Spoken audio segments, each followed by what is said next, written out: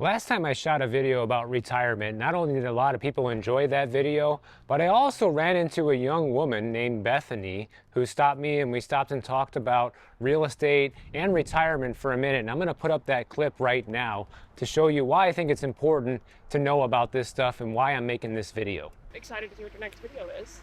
Yeah, this one's going to be about retirement. Oh, nice. Probably doesn't apply to me. One day it will. One day. That's why I'm already getting ahead of the curve. We get old fast, you know? Yeah. And it's good for people who are younger to understand these things, because I feel like you just said, well, it doesn't affect me now, but if you don't start thinking about it now and you don't worry about it now, then it doesn't happen, you know? So you see, the problem is when you're younger is you typically don't really think about retirement. It's not the first thing on your mind because things are good, you're young, you know, you have money to live for today, and you never think you're going to be in a position where you won't be able to or don't want to work anymore, because that just seems so far away into the future. Which is why I wanted to make this video talking about how much money you should have saved in your 401k or whatever savings vehicle you choose as you age into retirement.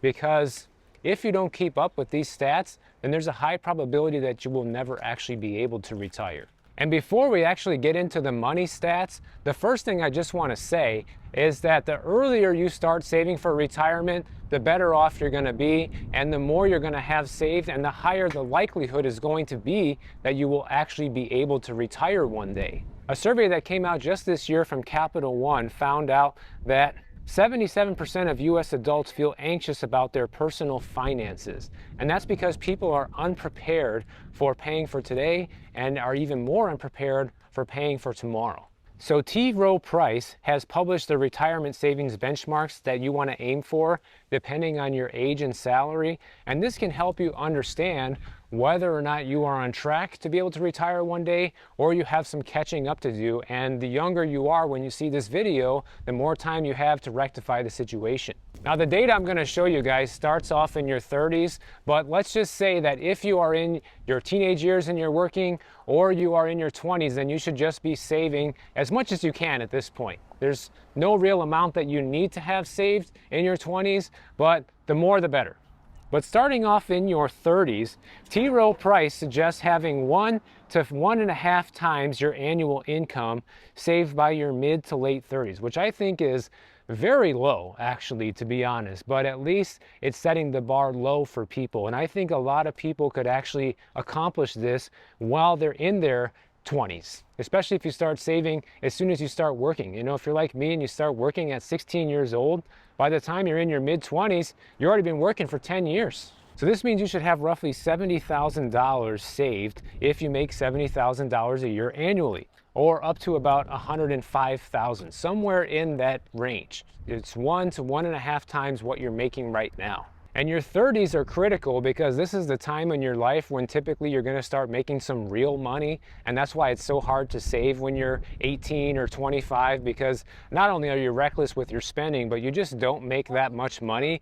And because you don't have that much left over, it feels like there's not really anything worth saving. I know, because I was there. That's exactly how I felt. It's like, I have hardly anything left anyways. Why should I save it? I might as well take the little bit left I have and enjoy it. Also, when you're in your 30s, you're probably starting to earn more money, your income is starting to accelerate a little bit, but at the same time, at this point in your life, you can also start incurring some of your biggest expenses, such as maybe buying your first house or having your first kid, you know, buying a brand new car, which isn't a necessity, by the way, but these are the things that people typically start doing in their 30s, and I know that as well because I did all of those things except for have a kid. Now, for whatever reason, the Rowe Price data skips your 40s, even though I think that's important too.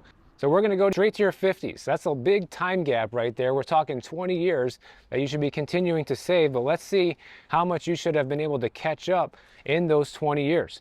Well, according to their data, at this point in time, you should now have anywhere between 3.5 to 5.5 your annual income saved for retirement, which means if your annual income's $100,000 by this point, then you need to have about $550,000 saved. And of course, that's on the high side. The low side would be about $350,000.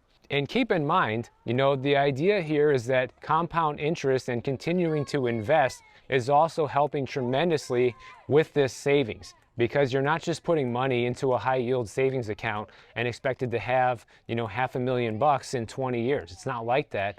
But if you're investing into your 401k or your other retirement accounts you might have, even if it's just a regular brokerage account, then you should still be able to compound the money to reach that point around this time in your life. Now, this is also the point in your life, in your 50s, when it's suggested that you up your yearly savings rate to about 15% of your annual income or more if you can do it. Because as you increase the amount you're saving and investing, you're going to be able to reach that retirement goal, especially a comfortable retirement goal, quicker. Now, fast forward to your 60s, this is when you are already starting to hit actual retirement age. As of right now, when I'm making this video, you can draw a Social Security check starting at 62 years old. You're not going to get nearly as much as if you were going to wait until your 70s, but this is possible. You can actually start taking that money now, assuming you're even going to be able to get Social Security one day. Let's assume you're not going to be able to, because that's really going to push people to save more. When you get to your 60s, Rowe Price says you need to have anywhere between 7.5 to 13.5 times your annual salary saved in net assets in order to retire comfortably. Not just your retirement accounts, but all of your accumulated assets, which really just comes down to the equity you have in your house, along with your retirement accounts and maybe any other regular brokerage account you might have. So if you're earning $120,000 a year by this point, then you should have about $1.62 million saved up in total wealth to consider leaving the workforce. And even that is on the low side compared to what a lot of people today say they need to retire. A lot of younger people my age and younger say they need at least $2 to $2.5 million to retire one day. So 1.6 million, even then, doesn't sound like a whole lot. And these numbers are based on the 4% withdrawal rule in retirement.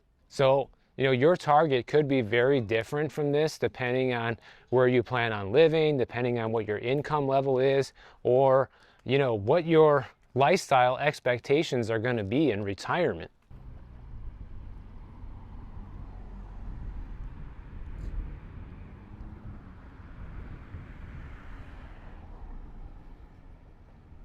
So what happens if you don't save any money for retirement, or you did save the money and somehow had to use it or borrow against it somewhere along the way because of some sort of life emergency that can inevitably pop up? What happens to you then?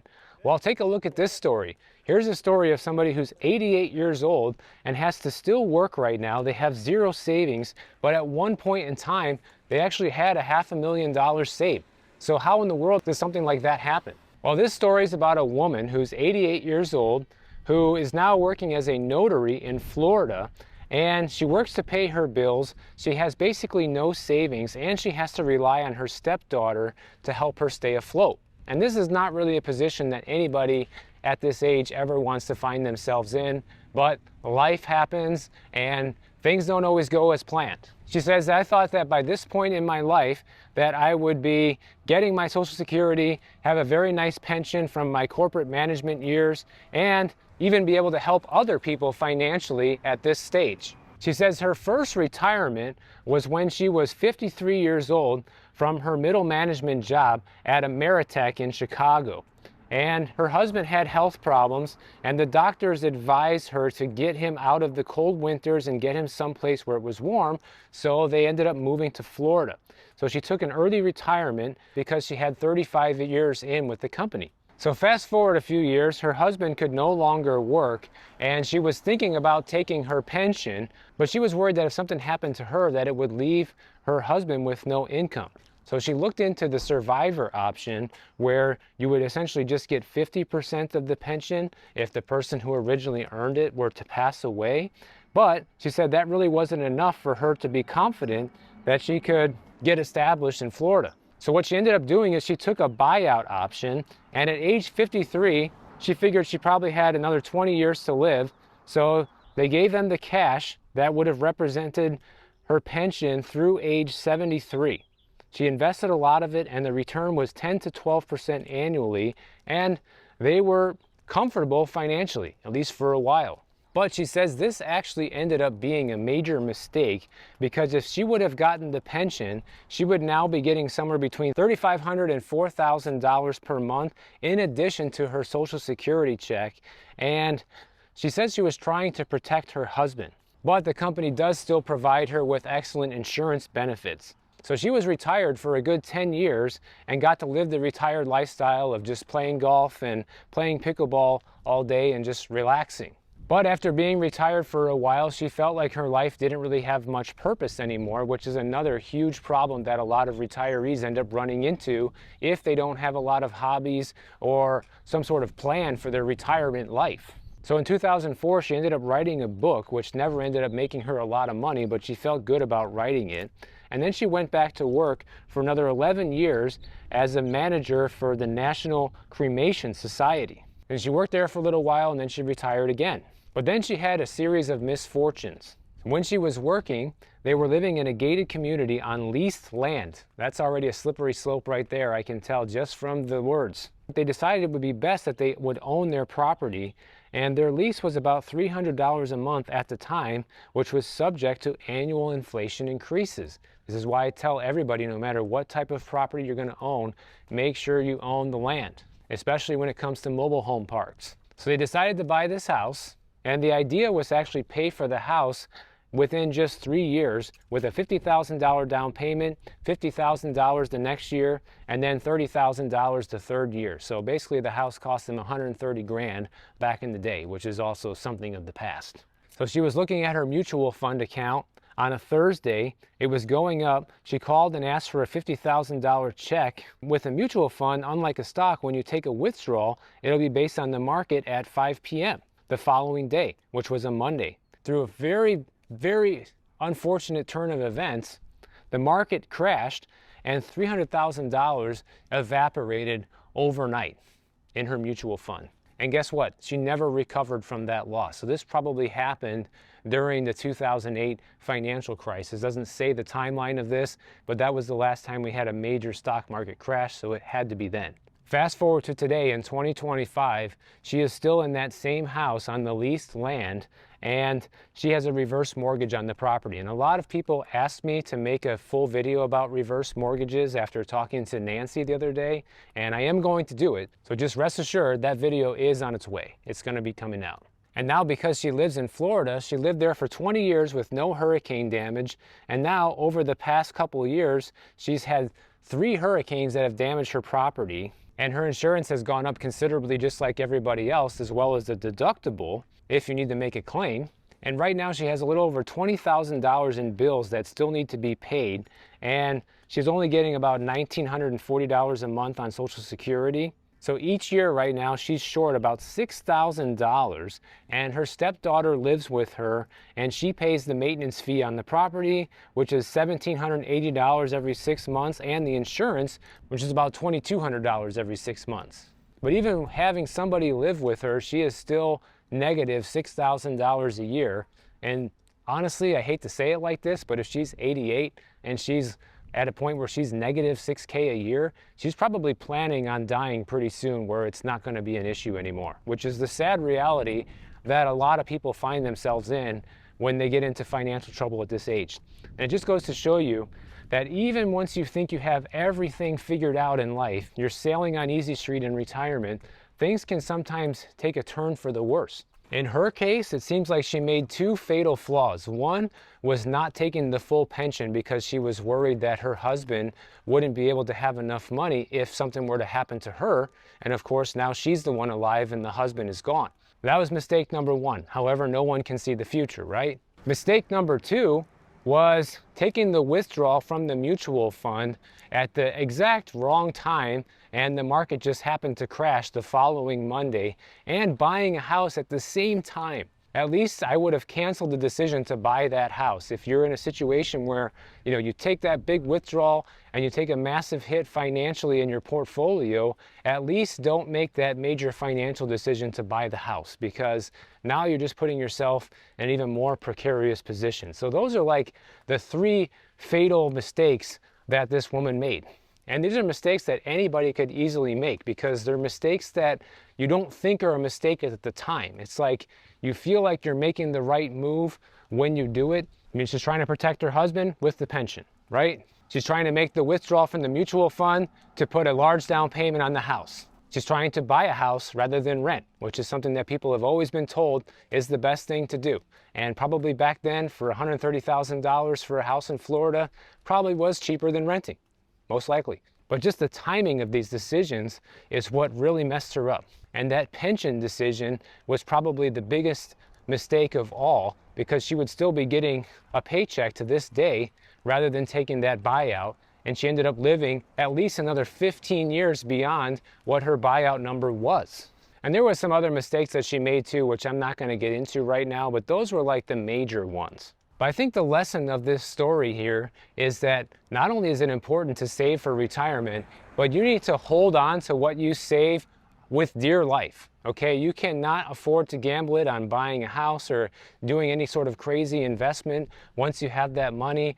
Nothing like that. Because you only get one shot at this, guys. And especially once you get older, there's no plan B. There's no backup plan unless you actually do have one. But for the vast majority of folks, it's your one shot at freedom and retirement. And if you blow it, it's blown for good.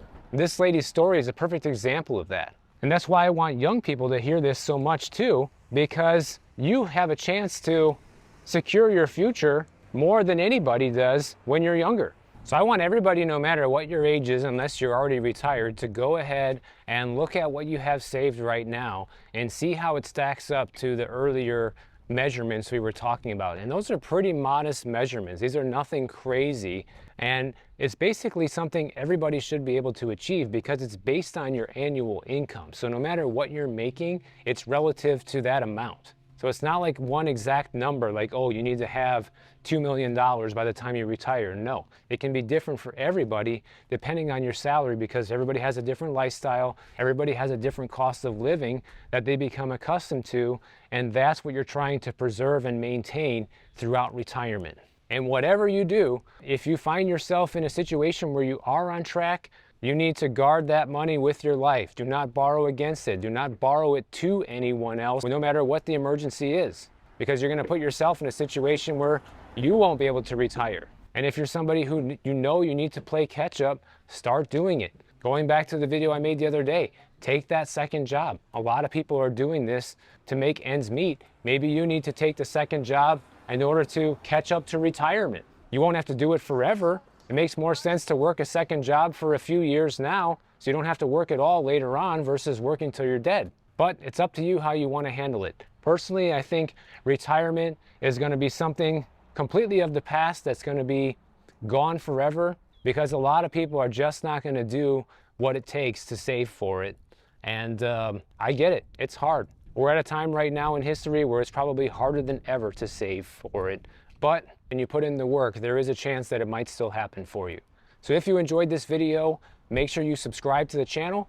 And if you don't want to wait for my next video to come out, check out this one on the screen right over here. And I'll see you in the next one.